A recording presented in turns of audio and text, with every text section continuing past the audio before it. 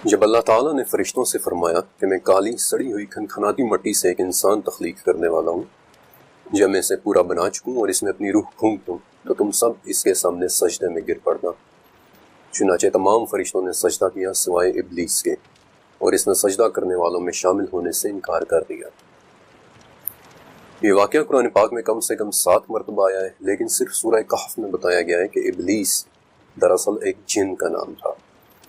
سلسلۃ الصحیحہ کے مطابق سموم یعنی گرم ہوا کی آنکھ سے پیدا کیا گیا وہ شیطان جن جس نے اللہ کے سامنے کھلی بغاوت کر دی، اور جس کی سزا میں اسے آسمانوں سے نکال دیا گیا، اور اس نکالے جانے پر اس نے قسم اٹھائی کہ وہ قیامت کے دن تک مٹی سے بنے ہوئے اس انسان کا دشمن رہے گا۔ ابلیس کا لفظ بلاسا سے نکلا ہے، یعنی کہ ہمیشگی کا دکھ۔ اس جن کے بہت سے دوسرے نام بھی ملتے ہیں، مثلا ابو قرہ یعنی سختیوں کا باپ، عدو اللہ یعنی اللہ کا دشمن، ابو کردوس یعنی لوگوں کو کھینچنے کی کوشش کرنے والا، عزازیل الحکم، سلطان الارض الحارس۔ یہی وہ جن تھا کہ جو ہم سے پہلے زمین پر رہنے والے جنات کو مار مار کر جزیروں کی طرف بھگانے والے فرشتوں کو لے کر آیا تھا، اور قرآن میں 11 مرتبہ اس خاص جن ابلیس کا ذکر ہے۔ جب اسے آسمانوں سے نکال کر زمین کی طرف بھیجا گیا تو یہ بصرہ کے قریب اترا تھا، اور ابن عمر رضی اللہ تعالیٰ عنہ کہتے ہیں کہ اترتے ہوئے اس کی انگلیوں میں تھیں، اور یہ آسمان کی طرف نظریں جمائے دیکھ رہا تھا۔ سلسلۃ الصحیحہ کے مطابق اس زمین کے اندر ابلیس اپنا تخت سمندر کے پانیوں پر لگا کر بیٹھتا ہے، اور اس کی خوراک ہر وہ چیز ہے کہ جس میں اللہ کا نام نہیں لیا گیا۔ سورہ بقرہ کے مطابق ابلیس وہ جن ہے کہ جو بنی آدم یعنی ہم سے شدید ترین نفرت رکھتا ہے۔ سورہ ہجر کے مطابق اس نے اللہ کے سامنے کہا تھا کہ چونکہ آپ نے مجھے مٹی کے اس انسان کی وجہ سے گمراہ کیا ہے، اس لیے میں بھی آپ کے اس انسان کو گمراہ کروں گا۔ سورہ صاد کے مطابق اس نے یہ بھی کہا تھا کہ مجھے آپ کی عزت و جلال کی قسم ہے، جب تک ان میں روح موجود ہے میں کوشش کرتا رہوں گا۔ اور سورہ اعراف کے مطابق یہ بھی بولا کہ میں اس کے آگے پیچھے اور اس کے دائیں اور بائیں سے اس پر حملے کروں گا، اور آپ مجھے قیامت کے دن تک کے لیے وقت دیں۔ اور سورہ صاد اور سورہ اعراف کے مطابق اس کے جواب میں اللہ تعالیٰ نے فرمایا تھا کہ تجھے مہلت ملی سورہ ہجر، اور تجھ پر قیامت کے دن تک میری لعنت ہے، میرے بندوں پر تیرا کوئی غلبہ نہیں سوائے ان کے کہ جو گمراہ ہیں۔ سورہ اسراء کہ تو ان میں سے اپنی آواز کے ساتھ جنہیں بھی بہکا سکتا ہے بہکا لے۔ سورہ صاد ان میں سے جو بھی تیرا ماننے والا ہوگا میں اسے جہنم میں تیرے ساتھ بھروں گا۔ اور مسند احمد اللہ تعالیٰ نے یہ بھی فرمایا کہ مجھے بھی میرے عزت اور جلال کی قسم ہے کہ جب تک یہ مجھ سے بخشش مانگتے رہیں گے میں انہیں بخشتا رہوں گا۔ اب ان پچھلے 2 پیراگرافز میں ہوئی اس بات چیت کی طاقت کو محسوس کریں۔ جب بھی اپنی لکھائی کے دوران میں وہ الفاظ لکھتا ہوں کہ جنہیں اللہ رب العزت نے خود بیان کیا، تو یہ سچ ہے کہ میں اپنے دل کو لرزتے ہوئے محسوس کرتا ہوں۔ ان 2 پیراگرافز پر غور تو کریں کہ کیسے ایک ہماری دشمنی پر تلا ہوا ہے اور دوسرا ہمیں معاف پر معاف کیے جا رہا ہے۔ بہرحال تب سے اس جن یعنی ابلیس کی مہلت شروع ہوئی، اور اس نے سب سے پہلا وار بھی انہی پر کیا جن کے سامنے اس نے سجدے سے انکار کیا تھا، حضرت آدم علیہ السلام۔ یہ وار سورۃ طٰہٰ کے مطابق ان کے دل میں وسوسہ ڈال کر کیا گیا کہ کیا میں تمہیں ایک ایسے درخت کے بارے میں نہ بتاؤں جس سے تم ہمیشہ کی زندگی پا سکو گے، ایک ایسی بادشاہت جو کبھی پرانی نہیں ہوگی۔ سورہ اعراف ایک ایسا درخت کہ جو تمہیں فرشتہ بنا دے گا۔ یہ کس قدر طاقتور ٹیمپٹیشن تھی، کس قدر طاقتور وار تھا وہ ٹیمپٹیشن جو آج بھی ہمارے اندر زندہ ہے، ایک ہمیشہ کی زندگی، ایک نہ ختم ہونے والی بادشاہی، وہ ٹیمپٹیشن جسے سن کر بھی آج ہماری آنکھیں جگمگا اٹھتی ہیں۔ لیکن تو کویسچن اس کے ابلیس کو اس کمزوری کے بارے میں علم کیسے ہوا؟ کیونکہ مشکات کے مطابق جب اللہ تعالیٰ نے آدم علیہ السلام کا پتلا بنایا تھا تو جس قدر چاہا اس قدر اسے جنت میں پڑے رہنے دیا، اور ابلیس اس پتلے کے گرد چکر لگاتا تاکہ دیکھ لے کہ یہ کیا چیز ہے، اور جب اس نے انہیں اندر سے خالی دیکھا تو پہچان لیا کہ یہ ایک ایسی مخلوق کی تخلیق کی گئی ہے کہ جو خود پر قابو نہیں رکھ سکے گی، اور تب سے لے کر آج تک یہ جن ہمارے پیچھے پڑا ہوا ہے۔ سورہ اعراف کے مطابق اس نے ہمارے ماں باپ کو جنت سے اس حالت میں باہر نکلوایا کہ اس نے ان کا لباس بھی اتروا دیا، اور وہ اور اس کے ہم نشین ہمیں اس جگہ سے دیکھتے ہیں کہ ہم انہیں نہیں دیکھ سکتے۔ ابلیس یوں ہی کسی انسان کے پاس نہیں آتا بلکہ بہت خوبصورتی کے ساتھ اپنا جال بچھاتا ہے. ہی سیٹس دا اسٹیج سیٹ کرتا ہے. ہماری من پسند چیزوں، ہمارے دل کی گہری ترین خواہشوں کی شکل میں ہمیں فریب دیتا ہے. اس کی ان دل فریبیوں کا ذکر حافظ ابو بکر بن ابی دنیا، جنہیں ابن القیم بھی کہتے ہیں، انہوں نے اپنی کتاب مصائد الشیطان میں بڑی تفصیل سے کیا ہے. لیکن بدقسمتی سے اس کتاب کا کسی نے اردو میں ابھی تک ترجمہ نہیں کیا. اس کا ہم پر انفلوئنس سب سے زیادہ حالت ضعف میں ہوتا ہے، یعنی کمزوری کی حالت میں، یعنی جب ہم اپنے جذبات کے ہاتھوں مغلوب ہوئے ہوتے ہیں. احساس کمتری، بے پناہ محبت، شدید نفرت، غصہ، ڈپریشن، انسیکیورٹی یا لسٹ محسوس کر رہے ہوتے ہیں. اس وقت ہم اس کے حملوں کے لیے ایک بہت ہی آسان ہدف، ایک ایزی ٹارگٹ ہوتے ہیں، یہاں تک کہ ہمارا یہ سب سے بڑا دشمن اپنا آخری وار ہماری موت کے وقت کرتا ہے. ایک جرمن کتاب ہے 10 اسلامش ٹوٹن بوک، یعنی کہ Islamic book of the dead. یہ کتاب ان لوگوں کے بارے میں بات کرتی ہے کہ جو بالکل موت کے قریب واقع ہوتے ہیں، اور اس کتاب میں چند ایک بڑی عجیب و غریب رپورٹس پڑھنے کو ملتی ہیں. مثلا موت کے قریب ایک شخص بالکل ایک انجان چہرے کو دیکھنے کے متعلق بتاتا ہے کہ جو اس کے پاس پانی کا ایک پیالہ لے کر آیا ہے اور کہتا ہے کہ میں تیرے لیے پانی لایا ہوں، لیکن یہ پانی میں تجھے صرف تب دوں گا کہ جب تو کہے کہ تیرا کوئی خالق نہیں ہے، یا پھر تو 2 خداؤں کی گواہی دے، یا پھر تو کہہ دے کہ نبی نے جھوٹ بولا تھا، وَلَعَوْذُ بِاللَّہ. اپنی اس ریسرچ کے دوران ابلیس نامی یہ جن مجھے ہر کلچر، ہر تہذیب میں کسی نہ کسی صورت میں نظر آیا. لیکن حیرت انگیز طور پر اگر کسی ایک کلچر میں مجھے ابلیس ایک بدترین کردار میں ملا، تو اسی کے ساتھ موجود ایک دوسرے کلچر میں مجھے اس کی عبادت ہوتی ہوئی نظر آئی. I'll give you an example. قدیم عراق یا میسوپوٹامیہ میں ایک نہایت ہی خطرناک جن لمستو کے بارے میں ذکر ملتا ہے کہ وہ بچوں کو نقصان پہنچاتا ہے اور عورتوں کو مسکیریجز کاز کرتا ہے. لیکن یہی لمستو اینشینٹ ایران میں لاما کے نام سے معبود بنا ہوا نظر آتا ہے. انفیکٹ اس معبود لاما کی شکل آج بھی قدیم ایرانی تہذیب کا ایک سمبل ہے، یعنی کہ پروں والا ایک بیل. اسی طرح اس قدیم ایران میں جس اہورا مزدا کی عبادت کی جاتی ہے، وہی اہورا ایک بگڑے ہوئے نام کے ساتھ اینشینٹ انڈیا میں ایک شیطان کے روپ میں نظر آتا ہے، کہ جس کے ماننے والے بیسیکلی آج بھی موجود ہیں اور خود کو اگوری کہلواتے ہیں. ہماری ہر ٹیمپٹیشن، ہماری ہر جائز ناجائز خواہش جس کی تکمیل کے لیے ہم کسی بھی حد تک جانا چاہتے ہیں، ابلیس ہمیں اس روپ میں نظر آتا ہے. 16ویں صدی کا ایک اٹالین میوزیشین تھا جوزیپے ٹارڈینی. میوزک لکھنے کا دیوانگی کی حد تک شیلائی، اور اس نے کچھ بڑی ہی مشہور دھنیں بھی لکھی تھی، جس میں سے ایک تھی دی ڈیولز ٹرل. اور یہ وہ دھن تھی جس کے بارے میں اس نے آخر میں لکھا تھا کہ یہ دھن مجھے شیطانوں نے تحفے میں دی تھی. کبھی یہ کسی مذہبی پیشوا کے سامنے اس کے علم پر تکبر کی شکل میں آتا ہے، کہ جیسے پوپ فرانسس نے ایک دفعہ کہا تھا کہ ابلیس بہت عقل مند ہے، یہ بہت سے مذہبی پیشواؤں سے زیادہ مذہب کو جانتا ہے. اس ماڈرن ایج میں کہ جب اسپیشلی مغربی دنیا میں جہاں مذہب کے ماننے والے دھیرے دھیرے کم ہوتے چلے جا رہے ہیں، وہاں بھی ابلیس نے خود کو آزادی کی علامت کے طور پر زندہ رکھا ہوا ہے. بغاوت کی علامت، آزادی کی علامت. اور آج کی ماڈرن ایج میں بھی ایک جگہ ایسی ہے کہ جہاں یہ معبود بنا ہوا نظر آ رہا ہے. عراق، ایران اور ترکی میں ایک قبیلہ آباد ہے جسے یزیدی کہتے ہیں. ان کا نام شاید آپ نے 2014 میں بہت زیادہ سنا ہوگا. ان کی ایک کتاب ہے دا بک آف ایلومینیشن، جس کے لکھنے والے کا نام ملک طاؤس ہے، یعنی کہ مور بادشاہ، دا پیکاک کنگ. لیکن یزیدیوں کے اس مور بادشاہ کی بڑی ہی دلچسپ اور عجیب ڈسکرپشن ہے کہ ایک ایسا فرشتہ جس نے انسان کے سامنے جھکنے سے انکار کر دیا تھا. مور کے جو بیسیکلی اپنے پروں کے ٹوٹ جانے کے بعد دوبارہ نکل آنے کی وجہ سے پوری دنیا میں ری گروتھ کی ایک علامت ہے، ایک نئی زندگی کی، ایک دائمی زندگی کی. لیکن مور کے اس کے علاوہ بھی ایک اہمیت ہے. اہل کتاب کے مطابق مور یعنی طاؤس ہی وہ پرندہ تھا جس کے دل میں ابلیس نے یہ خیال ڈالا کہ ایک دن یہ سب کچھ ختم ہو جائے گا، یہاں تک کہ تیری یہ خوبصورتی بھی.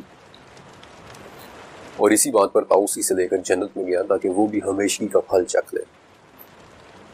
یہی ملک طاؤس یزیدیوں کی ایک دوسری کتاب کتیبہ چلوے یعنی یزیدی بک آف دا ریولیشن میں خود اپنے متعلق لکھتا ہے کہ میں تب بھی تھا جب آدم جنت میں تھے، میں تب بھی تھا جب نوح کا سیلاب آیا، میں تب بھی تھا جب ابراہیم کو آگ میں پھینکا گیا.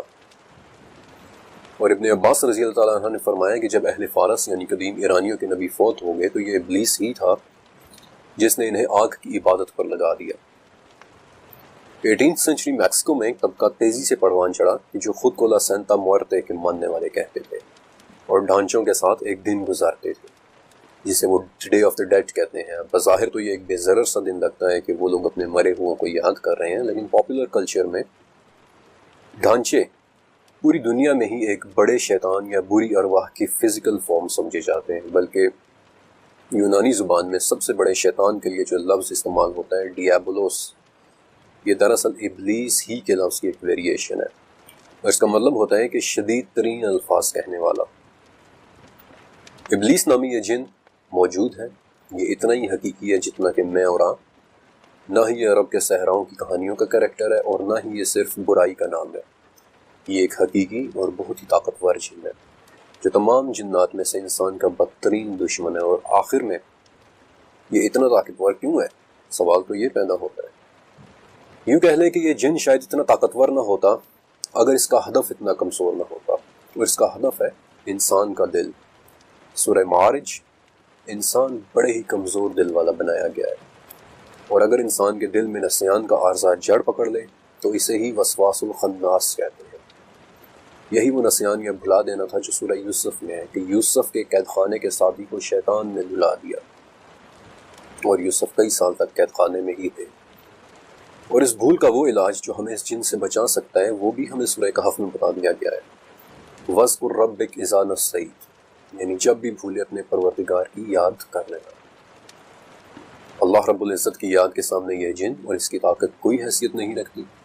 عثمان بن ابی العاص رضی اللہ تعالیٰ عنہ نے ایک مرتبہ آپ صلی اللہ علیہ وسلم سے کہا کہ یا رسول اللہ، مجھے قرآن بھول جاتا ہے۔ تو عثمان کہتے ہیں کہ آپ صلی اللہ علیہ وسلم نے میرے سینے پر ہاتھ مارا اور فرمایا کہ اے شیطان، عثمان کے سینے میں سے نکل جا۔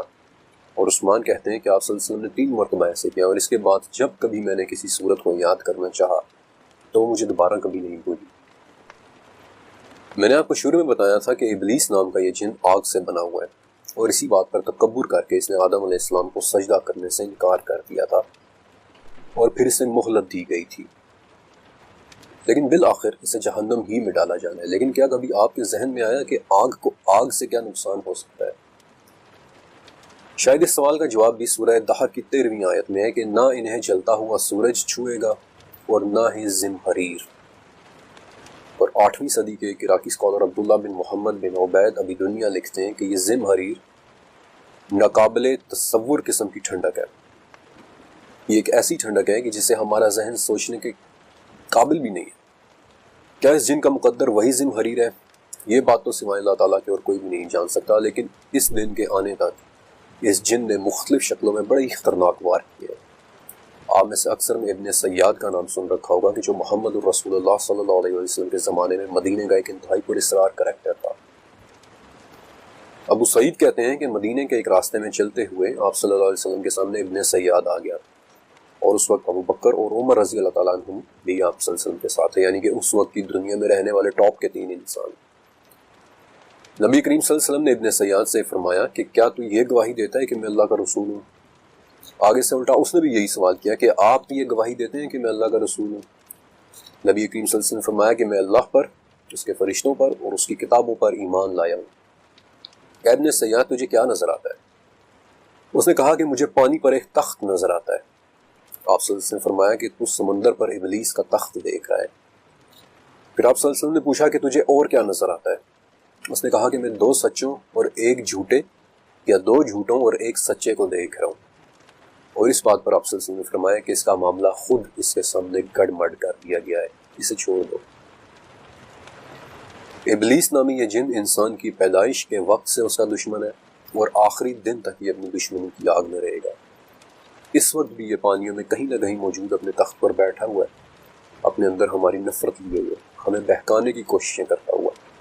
رب تعالیٰ کی عزت قسم اٹھائے ہوئے کہ جب تک ہماری روح ہمیں موجود ہے اس کی کوششیں جاری رہیں گی۔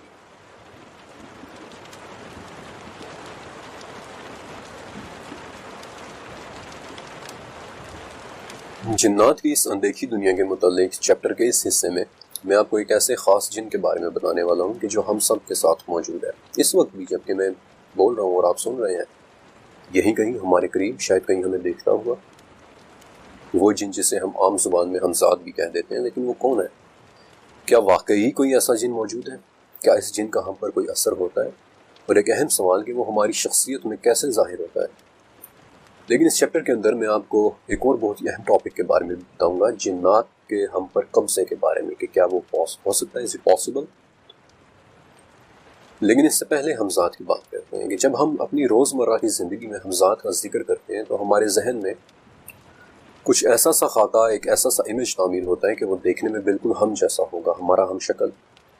وہ کبھی نظر تو نہیں آتا لیکن ہمیشہ ہمارے ساتھ رہتا ہے۔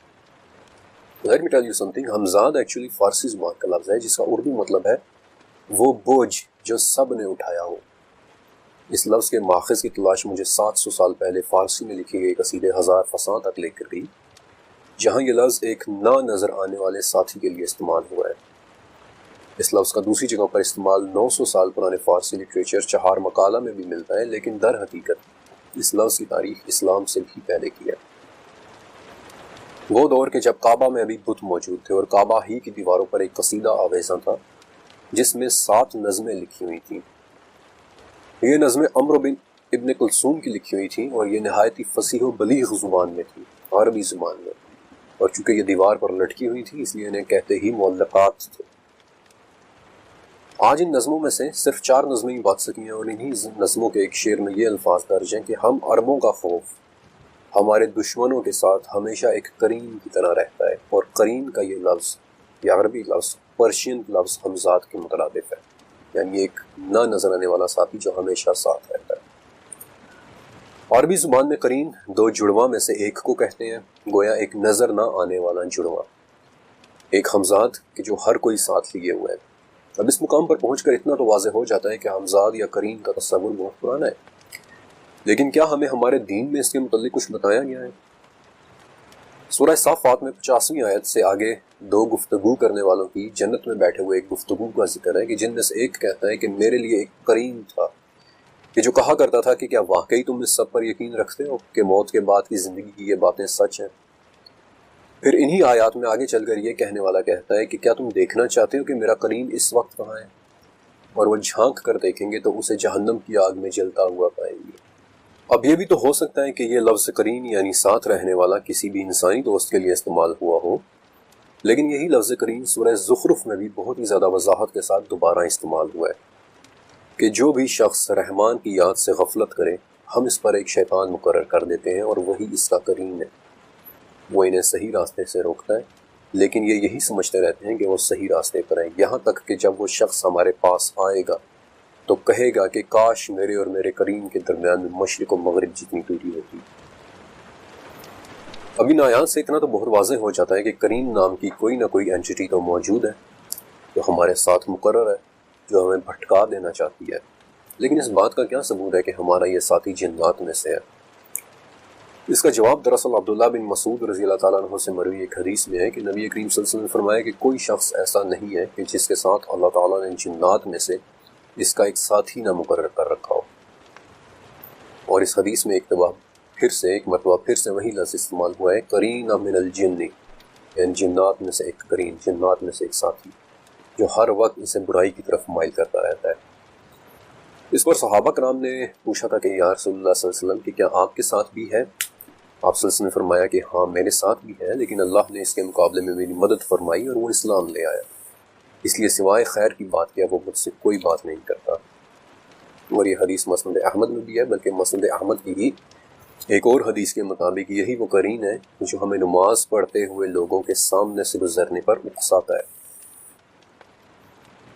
اور اب دوسرا سوال کہ کیا ہمارا ہمزاد یا شیطان جن ہم پر قابض ہو سکتا ہے یا کیا وہ ہمارے اندر داخل ہو سکتا ہے؟ اس چیپٹر کے پچھلے حصے کے اندر میں آپ کو بتا چکا ہوں کہ شیاطین کا ہدف ہمارا سب سے کمزور عضو ہے، یعنی کہ ہمارا دل، اور اس کا سب سے بڑا ہتھیار اسی کمزور دل کے اندر خیالات کا ڈالنا ہے، ہمیں اکسانا ہے، ہماری نفسیات سے کھیلنا ہے، اور اس کے اٹیک کی صورت میں سب سے پہلی چیز برے خیالات کا آنا ہے، خودکشی جیسے خیالات، جانداروں کو تکلیف دینے جیسے خیالات، شرمناک خیالات، اور کچھ ایسے خیالات کہ جن کا ذکر آپ خود سے بھی کرتے ہوئے شرمائیں گے۔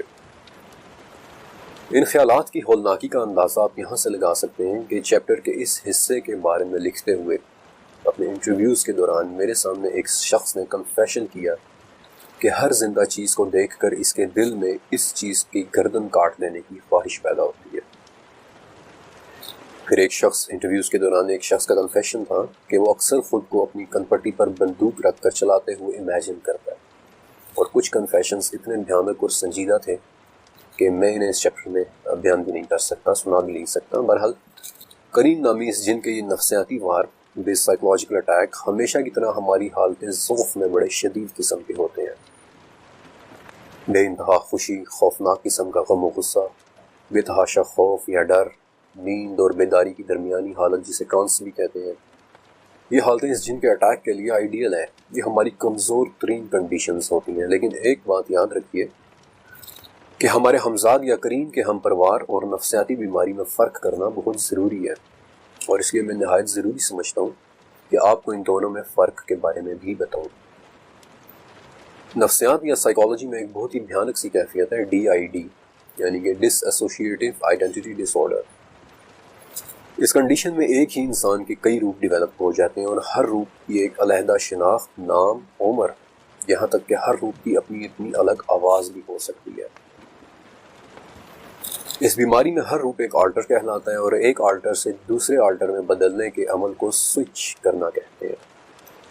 جب کبھی اس کیفیت کا مریض ایک آلٹر سے دوسرے آلٹر میں سوئچ کرتا ہے تو اس وقت اس کی اپنی شخصیت، جسے ہوسٹ کہتے ہیں، وہ بالکل ختم ہو جاتی ہے، اور اس کا آلٹر ہی اس کی شخصیت پر مکمل طریقے سے غالب آ جاتا ہے، اور یہی وہ کیفیت ہے جسے ہم اکثر جن کے حاوی ہو جانے سے منسوب کر دیتے ہیں۔ اور ایک عام شخص کے لیے اس کنڈیشن کو فوراً جن کا قبضہ سمجھ لینا کوئی عجیب بات نہیں ہے، کیونکہ کسی بھی ایک آلٹر میں ہوسٹ کی کیفیت اتنی عجیب ہو جاتی ہے کہ کبھی اچانک اس کی آنکھوں میں آنسو اور دل میں اداسی چھا جاتی ہے، لیکن اگلے ہی لمحے وہ کہکہے لگا کر ہنس رہا ہو سکتا ہے۔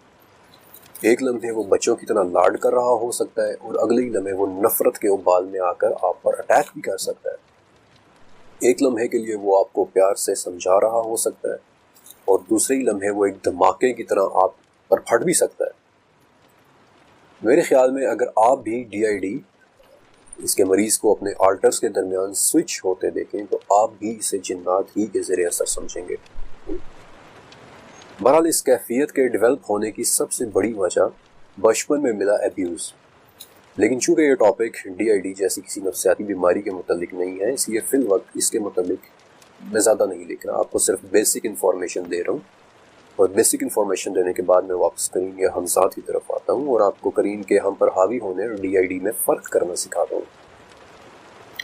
ان دونوں میں سب سے پہلا فرق کرنے کا سب سے پہلا طریقہ یادداشت یا میموری ٹیسٹ کرنا ہے۔ DID کے مریض کو اپنی یادداشت میں واضح بلیک آؤٹ محسوس ہوگا، یعنی اس کی پچھلے چند گھنٹوں کی یادداشت کا ایک بڑا حصہ غائب ہو جائے گا، کیونکہ ایک آلٹر دوسرے آلٹر کی یادداشت کو محفوظ نہیں کر سکتا۔ لیکن اگر آپ کا ہمساد یا کریم آپ کے دل میں خیالات پر خیالات ڈالے چلا جا رہا ہے تو وہ سب کچھ آپ کی یادداشت میں محفوظ رہے گا۔ دوسرا طریقہ آواز میں بدلاؤ کو آبزرو کرنا ہے۔ حالانکہ ایسا ہمیشہ نہیں ہوتا، لیکن پھر بھی DID میں مبتلا شخص کی آواز بدل جاتی ہے، اور اگرچہ ایسی رپورٹس کم ہیں لیکن پھر بھی موجود ہیں کہ جن میں DID کا ہوسٹ ایک ہی وقت میں 2 مختلف آوازوں میں بول رہا ہوتا ہے۔ اب یہ بات سننے میں بڑی حیرت انگیز ہے، لیکن یہ ناممکن نہیں ہے، اٹس ناٹ امپاسبل، کیونکہ ہمارے گلے سے نکلنے والی آواز 8 سے 10 مختلف نوٹس پر مشتمل ہوتی ہے، جن میں سے ہر نوٹ ہارمونک کہلاتا ہے، اور یہ تمام ہارمونکس مل کر ہماری آواز کو تشکیل دیتے ہیں۔ اب DID کے مریض کے ایک آلٹر کی آواز بچوں کی طرح بھی ہو سکتی ہے، اور دوسرے آلٹر کی آواز ایک مرد جیسی، لیکن کبھی کبھار بڑا ہی بھیانک منظر دیکھنے کو ملتا ہے۔ اگر ایک آلٹر مکمل طور پر دوسرے آلٹر میں سوئچ نہ ہو پائے تو نتیجہ بڑی خوفناک شکل میں نکلتا ہے کہ ہوسٹ ایک ہی وقت میں مرد اور بچے دونوں کی آوازوں میں بول رہا ہوتا ہے۔ ایسا اس لیے کہ اس وقت ہوسٹ کے تمام ہارمونکس ایک دوسرے سے بالکل علیحدہ ہو چکے ہوتے ہیں، اس لیے جہاں ہوسٹ کے منہ سے ایک مرد کی طرح ایک بھاری بھرکم آواز نکل رہی ہوتی ہے، وہاں بالکل پیرالل میں اس کے منہ سے ایک باریک سیٹی جیسی آواز بھی نکل سکتی ہے۔ یہ فنومینا بیسکلی اتنا حیرت انگیز، اتنا دلچسپ اور اتنا عجیب ہے کہ آج کچھ لوگ خود سے اپنی آواز کے ہارمونکس کو علیحدہ کرنے کے لیے ریاضت یا ٹریننگ کرتے ہیں۔ مثلا نیسٹر کون بلوم کی ایک ویڈیو ہے دی امیزنگ گریس، جس کے اندر وہ اپنی آواز کے 2 ہارمونکس کو بڑی کامیابی سے علیحدہ کر کے دکھاتا ہے۔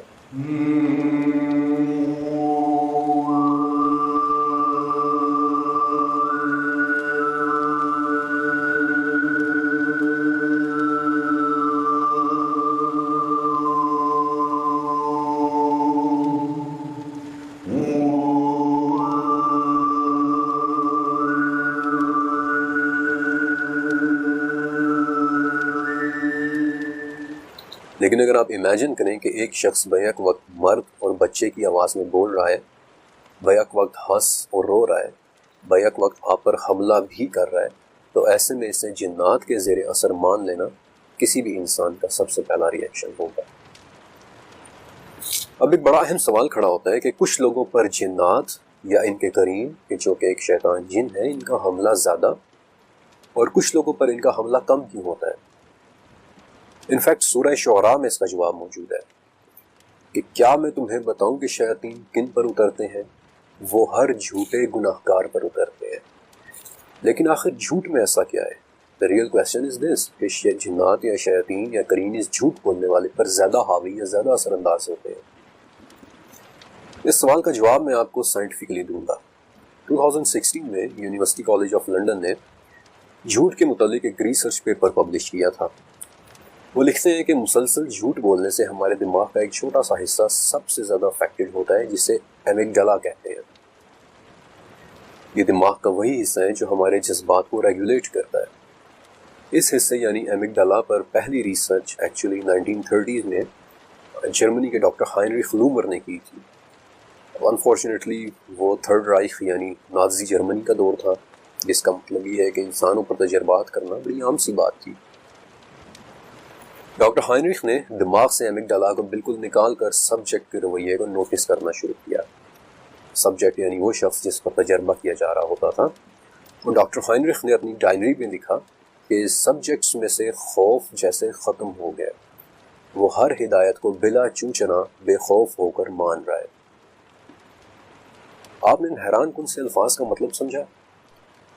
تسلسل سے جھوٹ بولنے پر ایمگڈالا متاثر ہوتا ہے، اور اس کے متاثر ہونے سے انسان کا جسم اور دماغ ہر گندی، بری اور کسی بھی قسم کی ہولناک ہدایات کے لیے ایک دروازے کی طرح کھل جاتا ہے، اور تب اس پر جنات، شیاطین یا قرین کا قابض ہو جانا کچھ مشکل نہیں رہتا۔ ہمارا ہمزاد یا قرین یا شیاطین جنات ہمارے دلوں میں اپنے خیالات تو ڈالتے ہیں، لیکن اس کے علاوہ یہ ہمیں جھوٹے ویژنز بھی دکھاتے ہیں، یعنی وہ مناظر جو حقیقت میں نہ ہو لیکن ہمیں دکھائی دے رہے ہوتے ہیں۔ ہمارے دل کو پریشان کرنے کے لیے اس میں جھوٹے سچے خیالات پلانٹ کیے جا سکتے ہیں۔ کبھی تیزی سے ہماری نظر کے سامنے سے گزر کر ہمیں پریشان کرتے ہیں، اور کبھی ہم پر سستی کاری کر کے، یہاں تک کہ ہماری نیند میں ہمارے خوابوں کے ساتھ چھیڑ چھاڑ کر کے بھی ہمیں پریشان کرتے ہیں۔ لیکن خوابوں اور نیند کے متعلق میں نے 11ویں چیپٹر میں ڈیٹیل سے لکھا ہے، اس لیے فی الوقت میں ان خوابوں کے بارے میں زیادہ ڈسکشن نہیں کر رہا۔ لیکن اب ان تمام سوالوں سے ایک اہم سوال کہ ہم ان تمام شیاطین سے کیسے محفوظ رہیں۔ اس چیپٹر کے اندر میں نے آپ کو اس اندیکھی دنیا کے 4 مختلف اینٹیٹیز، 4 مختلف فگرز کے بارے میں بتایا: جنات، شیاطین، ابلیس اور ہمزاد یا قرین۔ لیکن ان سے بچاؤ کے لیے میں آپ کو 5 طریقے بتاؤں گا، کیونکہ اللہ کا بچاؤ کسی بھی شیطان کے وار سے کہیں زیادہ طاقتور ہے۔ ابو تمیمہ رضی اللہ تعالیٰ عنہ ایک ایسے صحابی سے روایت کرتے ہیں کہ جو نبی کریم صلی اللہ علیہ وسلم کے ردیف تھے، یعنی وہ آپ صلی اللہ علیہ وسلم کے ساتھ ایک ہی سواری پر بیٹھتے تھے۔ کہتے ہیں کہ ایک مرتبہ میں نبی کریم صلی اللہ علیہ وسلم کے پیچھے گدھے پر سوار تھا کہ اسے ٹھوکر لگ گئی، جس پر میں نے کہا کہ شیطان کو ہلاکت ہو، لیکن نبی صلی اللہ علیہ وسلم نے فوراً مجھے فرمایا کہ ایسے نہ کہو، کیونکہ جب تم ایسے کہتے ہو تو شیطان اپنے خیال میں خود کو بڑا جاننے لگتا ہے اور کہتا ہے کہ میں نے اپنی طاقت سے اسے گرا دیا۔ لیکن اگر تم ایسا ہونے پر بسم اللہ کہو گے تو شیطان خود کو ذلیل محسوس کرتا ہے، یہاں تک کہ وہ مکھی سے بھی چھوٹا ہو جاتا ہے۔ کبھی بھی شیاطین کو وقت نہیں دینی چاہیے، انہیں حیثیت نہیں دینی چاہیے، ان سے ڈرنا نہیں چاہیے۔ جابر بن عبداللہ رضی اللہ تعالیٰ عنہ سے روایت ہے کہ نبی کریم صلی اللہ علیہ وسلم نے فرمایا، شیطان پانی پر رہتا ہے اور وہاں سے وہ تمام روئے زمین پر گھومتا ہے، لیکن اس کی حیثیت بڑی خسیس اور حقیر ہے۔ شیاطین کے وار سے بچنے کا دوسرا طریقہ نبی کریم صلی اللہ علیہ وسلم کی ایک دعا ہے کہ جس سے وہ ہمارے پاس بھی نہیں آ سکتے۔ آپ صلی اللہ علیہ وسلم نے فرمایا کہ جب تم میں سے کوئی نیند میں ڈر جائے تو یہ دعا پڑھے، اعوذ بکلمات اللہ التامۃ من غضبہ وعقابہ وشر عبادہ ومن ہمزات الشیاطین وان یحضرون، یعنی میں پناہ مانگتا ہوں اللہ کے کامل کلمات کے ذریعے اللہ کے غضب سے، اس کے عذاب سے، اور اس کے بندوں کے شر و فساد اور شیاطین کے وسوسوں سے، اور اس بات سے کہ وہ میرے پاس آئیں۔ عبداللہ بن عمر رضی اللہ تعالیٰ عنہ کہتے ہیں کہ ہم اپنے بڑے بچوں کو یہ دعا سکھا دیتے تھے، اور جو بچے چھوٹے یا نابالغ ہوتے تھے ان کے لیے یہ دعا کاغذ پر لکھ کر ان کے گلے میں لٹکا دیتے تھے۔ شیاطین کے وار سے بچنے کا تیسرا طریقہ جس سے ہم ان کا قریب آنا تو کیا، ان کی بری نظروں سے بھی بچ جاتے ہیں، وہ بھی آپ صلی اللہ علیہ وآلہ وسلم کی بتائی ہوئی ایک دعا ہے جس سے وہ حسن و حسین رضی اللہ تعالیٰ عنہما کے لیے بھی اللہ کی حفاظت طلب کیا کرتے تھے، اور کہتے تھے کہ تمہارے بزرگ دادا ابراہیم بھی انہی کلمات کے ذریعے اپنے بچوں اسماعیل اور اسحاق کے لیے اللہ کی حفاظت مانگا کرتے تھے۔ اعوذ بکلمات اللہ التامہ من کل شیطان وہامہ ومن کل عین لامہ، یعنی میں پناہ مانگتا ہوں اللہ کے پورے کلمات کے ذریعے ہر ایک شیطان سے اور ہر زہریلے جانور سے اور ہر نقصان پہنچانے والی نظر بد سے۔ آپ کو وہ جرمن کتاب 10 اسلامی ٹوٹن بک یاد ہے کہ جس کے اندر مرتے ہوئے انسان کے ایکسپیرینسز لکھے ہوئے ہیں کہ کیسے موت کے قریب لوگوں نے یہاں تک رپورٹ کیا ہے کہ وہ اپنے قریب ایک انجان چہرے کو آتے ہوئے دیکھتے ہیں جو انہیں اس شرط پر پانی دینے کا وعدہ کرتا ہے کہ وہ 2 خداؤں کا یقین کر لے۔ اس کتاب کے متعلق آپ کو بتانے کی دراصل ایک وجہ تھی۔ موت کے وقت شیاطین کا یہ وار ایک حدیث سے بھی ثابت ہے، اور موت کے وقت اس لعین کے اسی وار سے بچنے کا چوتھا طریقہ بھی نبی کریم صلی اللہ علیہ وسلم کی ایک دعا ہے۔ ابو الیسر سے روایت ہے رضی اللہ تعالیٰ عنہ کہ نبی کریم صلی اللہ علیہ وسلم ایک دعا کیا کرتے تھے کہ اے اللہ، میں سخت بڑھاپے سے، اونچی جگہ سے گر جانے سے، غم و اندوہ سے، آگ کے جل جانے سے اور پانی میں غرق ہو جانے سے تیری پناہ مانگتا ہوں، اور اس بات سے تیری پناہ چاہتا ہوں کہ میری موت کے وقت شیطان مجھے بدحواس کر دے، اور یہ کہ دوران جہاد میدان جنگ سے پیٹھ پھیر کر بھاگتا ہوا مارا جاؤں، اور اس بات سے بھی کہ میں کسی زہریلی چیز کے ڈنگ سے مارا جاؤں۔ پانچواں طریقہ ہے کہ جس سے ہم جنات شیاطین کی بری نظروں سے تو کیا، ہماری موت کے وقت شیطان کے نظر آنے یا ہمارے قریب آنے سے بھی بڑھ کر کہ وہ ہمارے گھر کے بھی قریب نہ آ سکے، وہ دراصل تمام مسلمانوں کی ایک دعا ہے، نبی کریم صلی اللہ علیہ وسلم کی بھی دعا ہے، اور سب سے بڑھ کر کہ وہ قرآن کی آیات بھی ہیں۔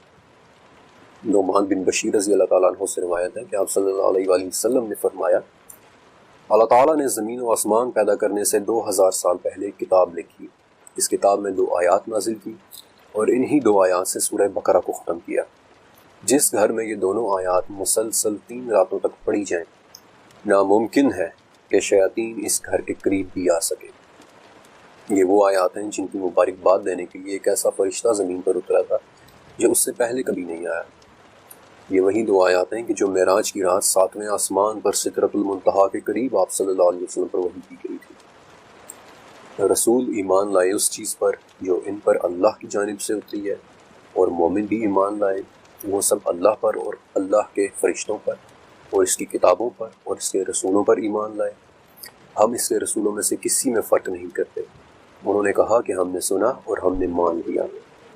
سو اے ہمارے رب، ہم تجھ سے تیری بخشش مانگتے ہیں اور ہمیں تیری ہی طرف واپس لوٹنا ہے۔ اللہ کسی جان کو اس کی طاقت سے زیادہ تکلیف نہیں دیتا، جو نیکی وہ کرے وہ اس کے لیے، اور جو برائی وہ کرے وہ بھی اسی پر ہے۔ اے ہمارے رب، اگر ہم بھول گئے ہوں یا خطا کی ہو تو ہماری پکڑ نہ کرنا، ہم پر وہ بوجھ نہ ڈالنا جو ہم سے پہلے کے لوگوں پر ڈالا تھا۔ اے ہمارے رب، ہم پر وہ بوجھ نہ ڈالنا جس کی ہم میں طاقت نہ ہو۔ ہم سے درگزر فرمانا، ہمیں بخش دینا اور ہم پر رحم کرنا۔ تو ہی ہمارا مالک ہے، سو ہمیں کفار کی قوم پر نصرت عطا فرمانا۔ جنات کے بارے میں یہ چیپٹر کمپلیٹ ہوا، لیکن میں آپ کو ایک بات اور بھی بتانا چاہتا ہوں۔ اس چیپٹر کا آغاز لیلۃ الجن کی ایک حدیث سے ہوا تھا کہ جو عبداللہ بن مسعود رضی اللہ تعالیٰ عنہ سے مروی ہے۔ عبداللہ ابن مسعود ایک بہت جلیل قدر صحابی تھے، اور جنات کے متعلق اس چیپٹر میں موجود حضرت محمد صلی اللہ علیہ وسلم کی کئی احادیث میں نے انہی سے لی ہیں۔ عبداللہ بن مسعود کا ایک واقعہ میں آپ کے ساتھ ضرور شیئر کرنا چاہتا ہوں۔ وہ کہتے ہیں کہ میں عقبہ بن ابو معیط کی بکریاں چرایا کرتا تھا۔ ایک مرتبہ نبی کریم صلی اللہ علیہ وسلم میرے پاس سے گزرے اور اس وقت ابو بکر صدیق بھی آپ کے ساتھ تھے۔ آپ نے مجھ سے پوچھا کہ اے لڑکے کیا دودھ ہے؟ میں نے کہا جی ہے، لیکن مجھے اس مال پر امین بنایا گیا ہے، میں اپنے مالک کی اجازت کے بغیر آپ کو نہیں دے سکتا۔ آپ صلی اللہ علیہ وسلم نے فرمایا کہ کیا کوئی ایسی بکری ہے جس نے ابھی بچہ نہ دیا ہو؟ عبداللہ کہتے ہیں کہ میں ایسی ایک بکری لے آیا اور معجزاتی طور پہ آپ نے اس کا دودھ دیا کہ جسے پھر آپ نے خود بھی پیا، ابو بکر صدیق رضی اللہ عنہ کو بھی پلایا اور پھر مجھے بھی پلایا، اور پھر آپ نے وہ بکری مجھے واپس کر دی۔ عبداللہ کہتے ہیں کہ اس واقعے کے بعد میں سوچتا رہا اور پھر میں آپ صلی اللہ علیہ وسلم کے پاس گیا اور کہا کہ اے اللہ کے رسول، مجھے بھی اس دین کی تعلیم دیں۔ اور ابن مسعود کہتے ہیں کہ تب آپ صلی اللہ علیہ وسلم نے میرے سر پر پیار سے ہاتھ پھیرا اور کہا کہ عبداللہ تو بہت پیارا سا تعلیم یافتہ لڑکا ہے۔ اور ابن مسعود کہتے ہیں کہ میں نے آپ صلی اللہ علیہ وسلم سے خود 70 صورتیں سیکھی۔ عبداللہ ابن مسعود سابقون الاولون یعنی بہت شروع میں ایمان لانے والوں میں سے تھے، اور ان کا آپ صلی اللہ علیہ وسلم سے علم سیکھنے کا شوق اس قدر ہو گیا تھا کہ ایک موقع پر آپ نے خود فرمایا کہ 4 آدمیوں سے قرآن سیکھو، اور ان میں سے ایک عبداللہ بن مسعود تھے۔